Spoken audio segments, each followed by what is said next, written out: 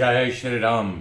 Shri Ram channel के दर्शकों को मेरा बार बार नमन। मेरे मित्रों, मैं आशा कर रहा हूं आप मुझे देख रहे हो, लाइक कर रहे हो और सब्सक्राइब कर रहे हो। मेरे मित्रों, कल की गाथा को आज जोड़ रहा हूं। श्री वशिष्ठ जी कहते हैं, रघुनंदन यूं कह करके उस पर्वतीय ग्राम के भीतर भ्रमण करती हुई लीला ने अपने साथ विचरती हुई सरस्वती देवी को मंद मंद मुस्कुराने के साथ साथ वहां की एक एक वस्तु को दिखाया। फिर वो इस प्रकार बोली, देवी, इस घर के आकाश में ही मेरे पति का जीव राजा के रूप में रह रहा है। ये अंगुष्ठ मात्र गृहाकाश के भीतर ही स्थित परमार्थ वस्तु को मैंने करोड़ों योजन विस्तृत पति का राज्य समझा था, जबकि अंगुष्ठ मात्र की रूप में है वो। हे जगदीश्वरी, हम दोनों चेतन आकाश परमात्मा ही हैं। मेरे पति का राज्य जो ही स्थित पर्वतों से भरा हुआ है, आकाश में स्थित है, ये बहुत बड़ी माया फैली हुई है। इसलिए हे देवी, मैं अब अपने पति के रियल स्वरूप को देखना चाहती हूँ, जहाँ इस समय वो राज्य कर रहा है। अतः चलिए हम दोनों वहाँ चले। जिन्होंने कहीं जाने का निश्चय कर लिया हो तो उसे भला कौन रोक सकता है।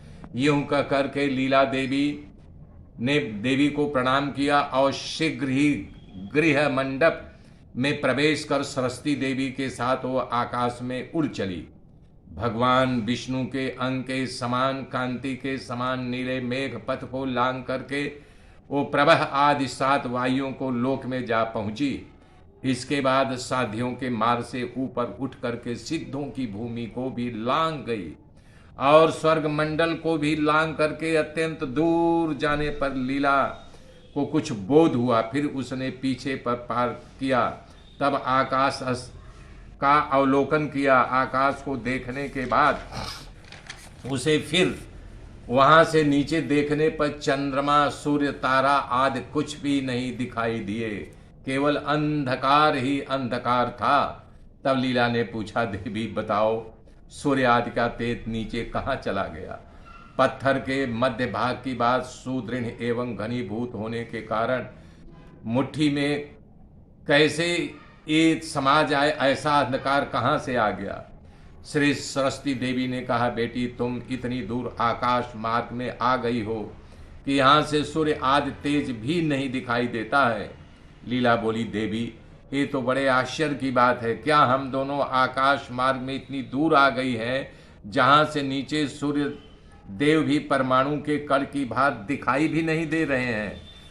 तब माता जी, इसके आगे का मार्ग कौन सा और कैसा होगा, उसे कैसा जाना होगा, ये बताइए देवी, ये सब मुझे बताइए। तब सरस्वती देवी ने कहा, बेटी, इसके बाद आगे तुम्हें ब्रह्मांड संपुट के ऊपरी कपाल में जाना है।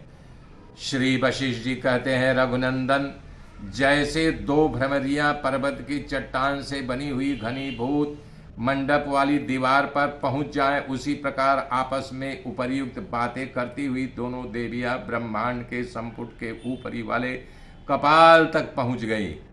साथ ही जैसे कोई आकाश से निकले वो निकल गई।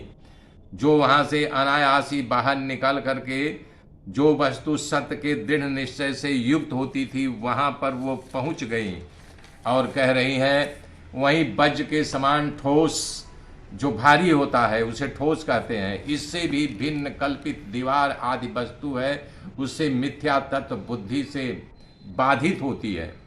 लीला का विज्ञान आवरण शून्य हो चुका था, इसलिए वो ब्रह्मांड संपुट के ऊपर वाले कपाल से मिथ्या तत्व बुद्धि से बाधित करके बाहर निकल गई। ब्रह्मांड के पार हो जाने पर उसे अत्यंत प्रकाशमान जल आदि का आवरण दिखाई दिया, जो सब ओर व्याप्त था। उस आवरण समुदाय में जल का आवरण है, उसे ब्रह्मांड की अपेक्षा 10 गुना जल विद्यमान है। ये आपके भी शरीर में अनुभव कर सकते हो। जो आपका पैर है वहीं से ये 10 गुना आवरण होता है। 10 गुना जल विद्यमान है, उसके बाद 10 गुना अग्नि है। और अग्नि मतलब जहाँ आप पेशाब करते हो जल का भाग्य है, और पैर जो है पृथ्वी तत्व है, और ये जठरा अग्नि जहाँ होता है वो अग्नि भाग है। कह रहे हैं उसे 10 गुना वायु है, और ये पेट के हृदय तक जो है 10 गुना वायु भाग है। और आकाश का आवरण है हृदय। हृदय जो है आकाश का माना गया है, वो 10 गुना विस्तृत माना गया है। इसी प्रकार से कह रहे हैं उस परम व्योम चेतना आकाश रूप परम परमात्मा आदि अंत की कोई कल्पनाएं नहीं होती है। और ये 10 गुना ये हृदयाकाश जो है, इससे 10 गुना आकाश है। ये मस्तक, ये आकाश ही आकाश है। ये परमात्मा का सर्वत्र परिपूर्ण एवं अपरिच्छिन्न है, जो अद्वितीय और सर्वव्यापी शांति आदि अथवा से रहित, भ्रम शून्य, अनादि अनंत, मध्य रहित तथा अपनी ही महिमा से प्रतिबिंबित है। उस निर्मल चेतना आकाश स्वरूप परमात्मा से प्रतिष्ठित है।